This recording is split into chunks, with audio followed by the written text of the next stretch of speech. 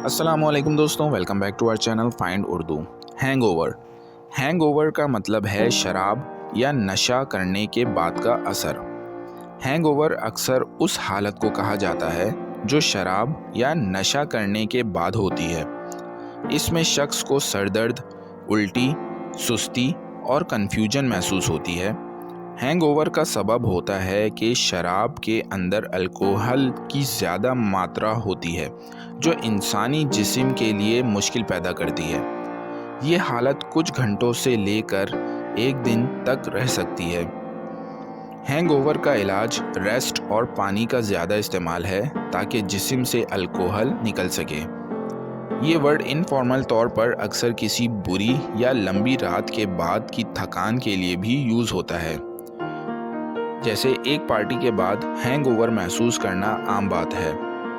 He had a terrible hangover after the party. उसे party के बाद बहुत बुरा हैंगओवर महसूस हुआ। तो दोस्तों, हैंगओवर का मतलब है शराब या नशा करने के बाद की हालत जो बेचैनी और थकान का सबब बनती है। उम्मीद है अब आपको हैंगओवर का मतलब समझ में आ गया होगा।